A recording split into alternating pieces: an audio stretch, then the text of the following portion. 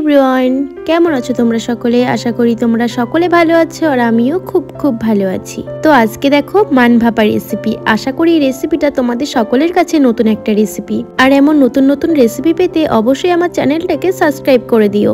তো চলো রেসিপিটা কিভাবে বানাচ্ছি তোমাদের দেখিয়ে দিই। ফার্স্টেই যে পরিমাণে মানটা তোমরা নেবে সেই পরিমাণে একটা টিফিন কৌটো বেছে নেবে। তারপরে ভালো করে মানটাকে গ্রেটারে গ্রেট করে নিয়ে ভালো করে কিন্তু একটু নুন দিয়ে ভালো করে ফুটিয়ে নিতে হবে কিংবা ভাপিয়ে নিতে হবে।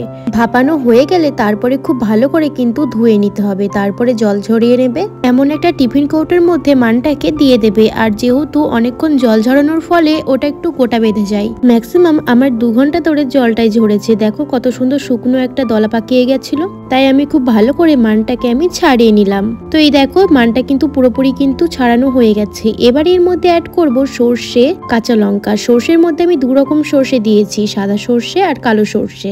ভালো করে পেস্ট করে নিয়েছি। তারপরে দেখো পরিমাণ মতো একটু জল দিয়ে দিচ্ছি মশলা ধোয়া। এবার এর মধ্যে অ্যাড করব পরিমাণ মতো স্বাদ অনুযায়ী নুন, আর অ্যাড করব হলুদ গুঁড়ো সামান্য। যেহেতু এটা ভাপা টাইপের করব ওই জন্য হলুদের পরিমাণটা একটু কমই দিলাম, আর সর্ষের তেলের পরিমাণটা একটু বেশিই দিতে হবে। তারপরে চেরা কাঁচা লঙ্কা অ্যাড করে দিলাম, ব্যাস। এবারে খুব ভালো করে কিন্তু এটাকে মেখে নিতে হবে। এই ধরনের রেসিপিগুলো সর্ষের তেল আর কাঁচা লঙ্কায় একটা ফ্লেভার আসে দারুণ। খুব ভালো করে কিন্তু মানটাকে ভাপিয়ে নিতে হবে, না হলে কিন্তু গলা ধরার চান্স থাকবে। আর ভাপিয়ে নেওয়ার পর প্রায় 1 থেকে 2 ঘন্টা কিন্তু জলটা ঝরিয়ে নেবে, তাহলে দেখবে কোনো অসুবিধা হবে না।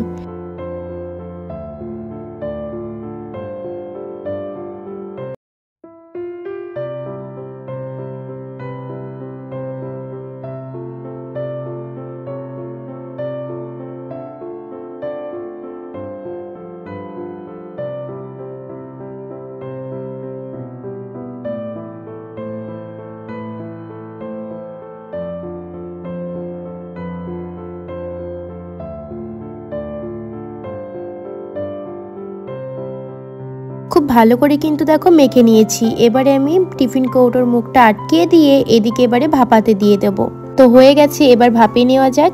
ফার্স্টে আমি গ্যাসটা ধরিয়ে দিয়েছি জল। এখানে তোমরা স্ট্যান্ড ইউজ করতে পারো, যেহেতু টিফিন কৌটোটা অনেকটাই বড় আর আমার খুবই শক্ত টিফিন কৌটোটা, ওই জন্য আমি এখানে স্ট্যান্ডটা অ্যাড না করে জলের মধ্যে টিফিন কৌটোটাকে বসিয়ে দিলাম। আর এভাবে দেখো সুন্দর করে ভাপিয়ে নিচ্ছি।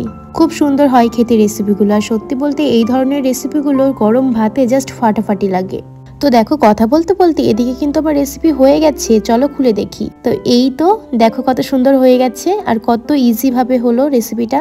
তো আমার তো ফাইনালি রেসিপি ডান। তোমরা একটু ফ্লেভারফুল করতে গেলে এখানে একটু সর্ষের তেল ওপর দিয়ে ছড়িয়ে দিতে পারো, আর কাঁচা লঙ্কা অ্যাড করতে পারো। আমি আর অ্যাড করলাম না, কারণ সবাই তো আবার কাঁচা জিনিসটা পছন্দ করে না। কাঁচা সর্ষের তেল আমার মা পছন্দ করে না, ওই জন্য আমি কাঁচা সর্ষের তেলটা ওপর দিয়ে ছড়ালাম না। তোমরা চাইলে কিন্তু ছড়াতে পারো, দারুণ একটা স্মেল আসে। তো দেখো ফাইনালি কত সুন্দর লাগছে, আর খেতে কিন্তু ফাটাফাটি হয়েছিল। চলো ভাত নিয়েছি অল্প করে, একটু তোমাদেরও খেয়ে দেখাই। সব ধরনের পুরনো দিনের রান্নাগুলো জাস্ট ফাটাফাটি লাগে। এই ধরনের রেসিপিগুলো ঝালটা একটু বেশি হলে খুব সুন্দর লাগে। তোমরা চেষ্টা করো ঝালটা একটু বেশি দেওয়ার। তো এই তো যারা আমাকে সাবস্ক্রাইব করোনি তারা কিন্তু অবশ্যই সাবস্ক্রাইবটা করে দিও। আর নতুন আরো রেসিপি আসছে, দেখতে হলে কিন্তু সাবস্ক্রাইবটা করাই লাগবে। আর তোমাদের যদি কোনো রেসিপি লাগে অবশ্যই কমেন্টে জানিও। আর হ্যাঁ, রেসিপিটা করে কিন্তু বলো কেমন হয়েছে। আজকে এতটুকুই, টাটা।